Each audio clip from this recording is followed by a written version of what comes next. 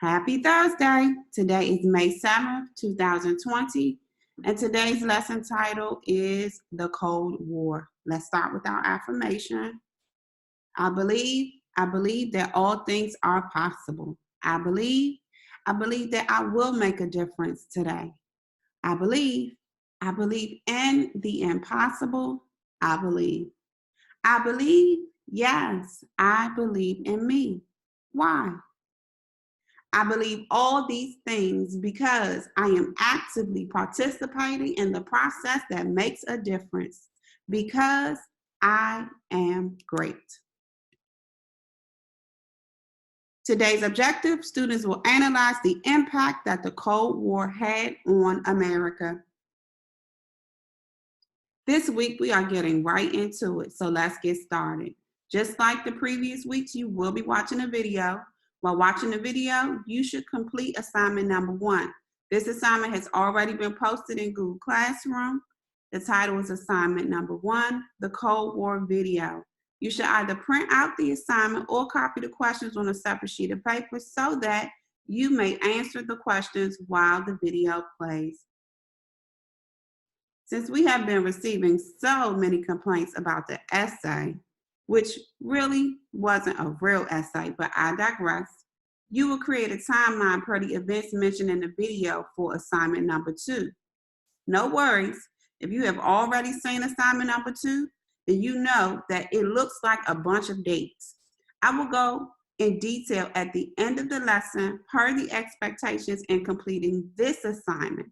But if you want to save yourself some time, print out this assignment as well or copy the date so that you may potentially be successful in completing both assignment number 1 and assignment number 2 at the same time. I will leave that totally up to you to determine how you're going to get that done. In the next slide, you're going to watch the video, but I wanted to provide you with a quick summary of the Cold War first. So the Cold War was a state of geopolitical tension. What does that mean? Great question. I'm glad you asked. Geopolitical tension is relating to politics, especially international relations, as influenced by geographical factors. So it was geographical tension after World War II between powers in the Eastern Bloc, which is the Soviet Union and its satellite states, as well as powers in the Western Bloc, which include the United States, its NATO allies, and others. Now, historians don't really agree on the actual dates, but a common time frame is the period between 1947, which is the year the Truman Doctrine, which is a U.S. foreign policy pledging to aid nations threatened by Soviet expansionism, was announced. And it ended either in 1989, when the Soviet Union collapsed. When the communism failed in Eastern Europe, or in 1991, when the Soviet Union collapsed. Now, the term cold is used because there was no large scale in terms of fighting between the two sides. And so that simply means that there wasn't a whole lot involved, if that makes sense. But they both supported major regional wars, which were called or known as the proxy wars. So just as a reminder, you should have both assignment number 1 and assignment number 2 in front of you before you continue. Just press pause and come back whenever you're ready. The Cold War was a conflict that began at the end of the Second World War in 1945. The end of the war marked the end of the supremacy of Europe. 2 powers took over: the United States and the Soviet Union, leading 2 blocs with their own alliances and satellite states: the so-called Western Bloc, capitalist, and the Eastern Bloc, communist. Why was it called the Cold War? Because neither of the 2 blocs ever took direct actions against the other. It wasn't a normal war, although there were derivative conflicts and subsidiary wars. The reasons for this conflict were essentially ideological, political, economic, and for propaganda purposes. The Soviet Union financed and supported revolutions and socialist governments, while the United States gave open support and propagated destabilization and coups in Latin America. The history of the Cold War starts before 1945, specifically in 1917, after the triumph of the Russian Revolution, from which Russia emerged as the first socialist country. This was one of the first events that provoked considerable erosions in Russian-American relations. The Soviets argued that capitalism must be overthrown by force and be replaced by a communist system. The American capitalists, after the outbreak of the revolution, helped the White Army during the Russian Civil War. Finally, the Red Army troops led by Trotsky claimed the victory. But let's go back to 1945. After the end of the Second World War, we need to remember that the Soviet Union and the United States had been allies to stop Hitler's plans. Before the war was over, they met in Yalta. Joseph Stalin, Winston Churchill, and Franklin D. Roosevelt as heads of government of the USSR, the United Kingdom, and the United States, respectively. The Yalta Conference was followed by the Potsdam Conference, with Germany already totally defeated and Hitler dead. These conferences involved the division of Germany into 4 zones, 1 part for each country and 1 part for France. Issues of disarmament, demilitarization, the return of territories annexed by Germany, the hunting down of Nazi war criminals, and the creation of the United Nations were also discussed. The Soviets, after the war, had de facto occupied the areas of Eastern Europe that they had defended and liberated. To stop this Soviet expansion, the United States, with the Marshall Plan, helped Western Europe and the western part of Germany to get back to normal.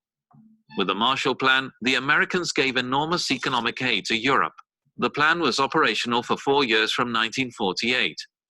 The United States' objectives were to rebuild the areas destroyed by the war, eliminate trade barriers, modernize European industry, and make the continent prosperous again. All these objectives aimed to prevent the spread of communism, which had a large and growing influence in post-war Europe. The detractors of the Marshall Plan argued that this was an example of US economic imperialism. The United States promoted the founding of NATO, the North Atlantic Treaty Organization, an intergovernmental military alliance sealed in 1949. The organization was a system of collective defense, in which the member states agree to defend any of their members if they are attacked by an external faction. The rival nations, to counteract the strength of this alliance, signed the Warsaw Pact in 1955. Finally, Berlin, Europe, and the world were divided by the Iron Curtain. This expression was coined by Churchill. In 1949, the Red Army of Mao Zedong was proclaimed winner of the Chinese Civil War after defeating the Kuomintang nationalists, who were supported by the United States. The Soviet Union immediately establishes an alliance with the victors, who had created a new communist state called the People's Republic of China. The following year, Stalin was caught by surprise by the participation of US troops in the defense of South Korea that had been invaded by the North Korean communists. The ceasefire came in 1953. Stalin had died that same year. He will be succeeded by Nikita Khrushchev. Let's go back to the Iron Curtain in Europe. In the 5 years after the Second World War, a total of 50 million people emigrated from east to west.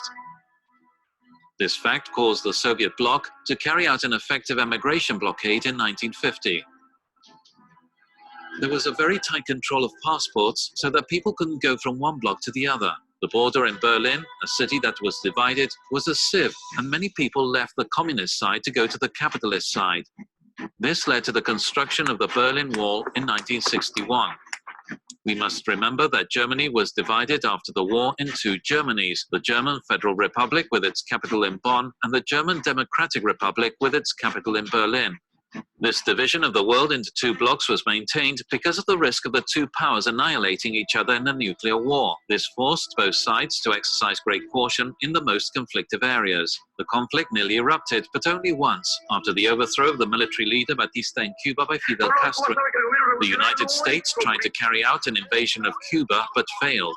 In 1962, the so-called missile crisis occurred when President Kennedy punished Cuba with the blockade of the Soviet ships that were carrying missiles that were directed against the United States. At the last moment, Khrushchev, head of the party and the Soviet government, gave in, and the ships changed course. The US had also entered the Vietnam War, which in the end turned out to be another hard setback in American history, where they experienced failure, exhaustion, and frustration. This conflict confronted the US and the government of South Vietnam on the one hand against North Vietnam and the communist guerrillas that acted in South Vietnam on the other. The war also ended up extending to Laos and Cambodia. The Cold War was also espionage, reciprocal inspections, conferences, crises, and diplomatic solutions. And let's not forget the space race, a competition between the United States and the Soviet Union that led to a display of power and muscle. The Russians put the Sputnik satellite into orbit in 1957. The Americans immediately responded with their Explorer 1 in 1958. It was a matter of prestige. When the Russians sent their first man into space, the Americans took their revenge by sending a manned spaceship to the moon. In 1980, Reagan won the election, promising to increase military spending and take on the Soviets wherever it was necessary. Both Reagan and the newly elected British Prime Minister, Margaret Thatcher, constantly denounced the communist ideology. Reagan called the Soviet Union the evil empire and predicted that communism would be left on the ash heap of history. In early 1985, Reagan's visceral anti-communism developed into a policy known as the Reagan Doctrine, in which, in addition to containment, he expressed the rights of the US to subvert and overthrow existing communist governments. Finally, in 1989, the Berlin Wall falls, which means the definite opening up of the borders between the two blocs, the dismemberment of the communist bloc, and the end of the Iron Curtain and the Cold War. After the fall, the tension between the old communist countries and the capitalist countries would end up being diluted. In fact, at present, most of the states of the former communist bloc have embraced the policies and ideologies of the capitalist world.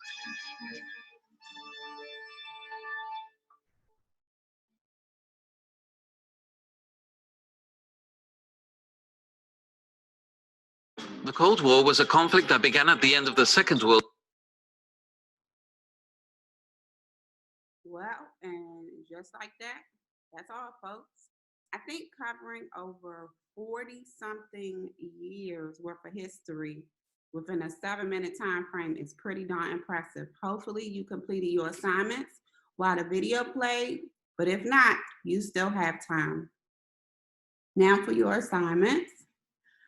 As stated earlier in the lesson, assignment 1 titled The Cold War Video is due by Monday, May 11th by 11:59 a.m. Hopefully you completed this while watching the video. I know the narrator was talking fast, but that's why I made sure the closed caption was on there. So just go back, take your time and fill in your answers.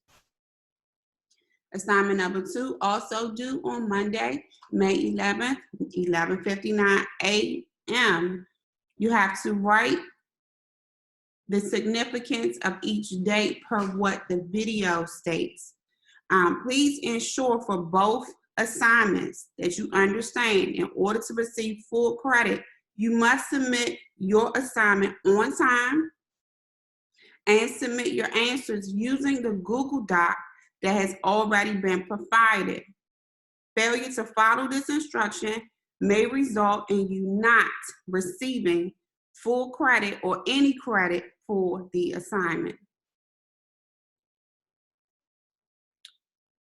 It is official. As per the State Superintendent of Education, all Maryland public schools will be closed for the remainder of the school year. With that, here are some important dates. The last day of school is Tuesday, June 16th. Our very last distance learning lesson will be Thursday, June 11th. And the last date for you to turn in your assignments will be Monday, June 15th. Up next, the post-war boom. This painting shows a typical 1950s background with a picket fence. During the 1950s, the economy boomed and many Americans enjoyed prosperity. However, while affluent suburban homeowners lounged in the privacy of their backyards, millions of other Americans lived in poverty. If you all remember, we just went over the Roaring '20s. And so, as you already know, history repeats itself. So we're going to get into this next week. Just a few reminders. Your virtual lesson is every Thursday. It will either be pre-recorded or live. If we go live, lessons will start at 12 o'clock and end by 12:30, 12:45 at the latest. If it's pre-recorded, we will ensure that we try our best to upload it by 1 o'clock p.m. on Thursday. All assignments are due every Monday at 11:59 a.m., not p.m. via Google Classroom. Just another reminder, our office hours, virtual office hours for Ms. Davis and myself, every Monday through Friday, 10 a.m. until 11:30 a.m. Your learning hours, if we're going live, is from 12 o'clock p.m. until 12:30 p.m.